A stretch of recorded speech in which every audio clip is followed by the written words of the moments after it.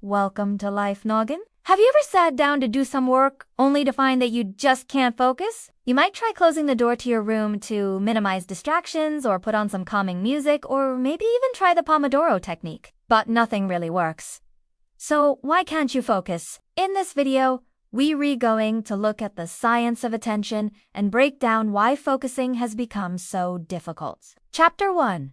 The brain's focus engine. To understand why you can't focus, it's helpful to know how the brain focuses in the first place. And this all starts with the brain's main command center, the prefrontal cortex. The prefrontal cortex is the seat of executive function, or the brain's CEO, if you will. It's responsible for planning, rational thought, and working memory, which is essentially the ability to hold information in your head while you work with it.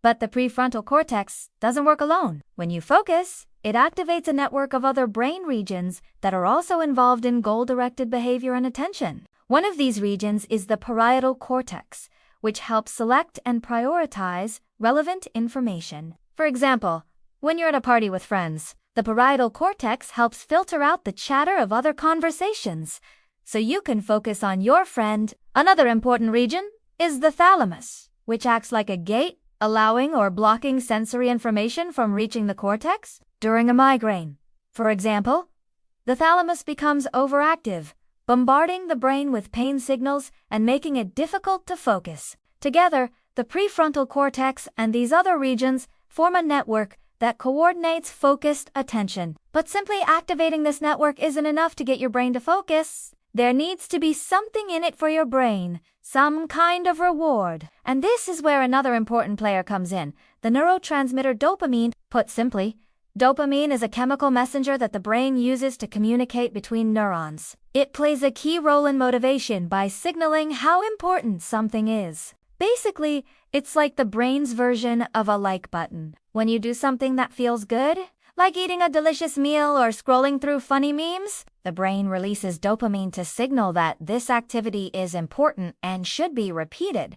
This is known as the reward system, and it's this system that modern life has co-opted to make everything more engaging. Take video games, for example. They were originally designed to be fun and engaging, so they activate the brain's reward system. But now even mundane tasks such as checking your email or uploading photos to Instagram have been designed to trigger the same reward centers in the brain. This constant stimulation keeps our brains in a perpetual state of distraction. But there's another reason why you can't focus. Chapter 2. The dopamine trap.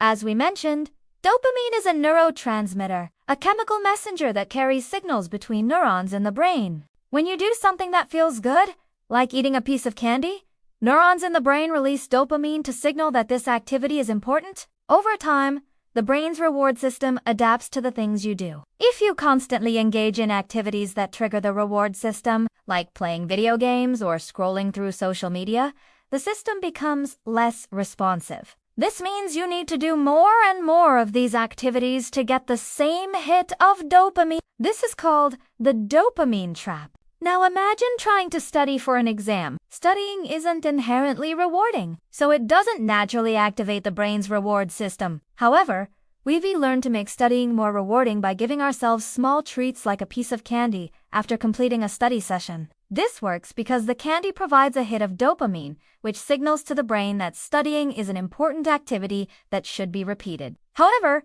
this also means that we're relying on the dopamine trap to get us to study. Once we've given ourselves a few pieces of candy, the dopamine system becomes less responsive and we need more and more candy to get the same hit of dopamine. Pretty soon, we're spending more time trying to find ways to trick our brains into studying than actually studying. This is one of the reasons why people struggle to focus on boring tasks. Our brains have learned to seek out more stimulating activities that provide a bigger hit of dopamine. So far, we've looked at how the brain's focus engine works, and how the dopamine trap can make it hard to focus on boring tasks. But there's another reason why you can't focus. Chapter 3. The attention thieves. If you've ever tried to read a book while watching TV, you know how hard it is to focus on one thing at a time. Our brains have evolved to process multiple sources of information simultaneously. This allows us to quickly scan our surroundings for potential threats or opportunities. However, this ability has both benefits and drawbacks. On the one hand, It allows us to be more efficient by multitasking. On the other hand, it makes it harder to focus on one thing at a time because our brains are constantly bombarded with distractions. What makes it worse is that these distractions weren't part of our evolutionary history. Today, we're constantly bombarded with notifications from our phones, emails, social media, and other digital devices. These distractions compete for our attention, making it difficult to focus on the task at hand. For example, let's say you're at a restaurant trying to have a conversation with your friends. Your phone vibrates on the table, and even if you don't take it out, the mere presence of the vibrating phone is enough to distract you.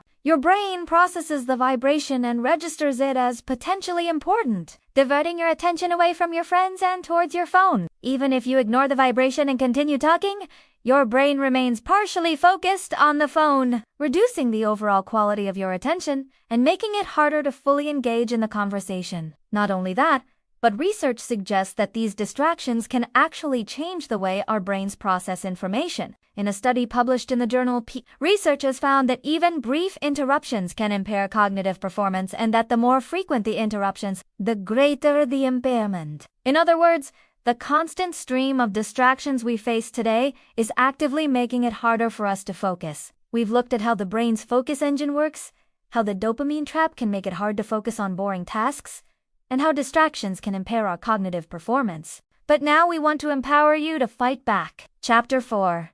How to Fight Back. Now that you know what's behind your inability to focus, you can start taking steps to improve your focus. One way to do this is to take control of your environment. This means minimizing distractions and designing your environment to support your goals. For example, turn off notifications on your phone or computer, or put your phone in another room while you work. You can also use tools such as website blockers or apps that limit your time on certain websites or apps. Another way to fight back is to train your brain to focus. This can be done through meditation or mindfulness exercises. By practicing these techniques, you can teach your brain to stay present and focused on the task at hand. In addition, regular exercise can help improve concentration and attention span. Exercise has been shown to increase blood flow to the brain, which can help improve cognitive performance. Finally, getting enough sleep is crucial for maintaining focus. Sleep deprivation has been shown to impair attention and concentration, so it's important to make sleep a priority. By understanding the science of attention, you can start to reclaim your focus and achieve your goals.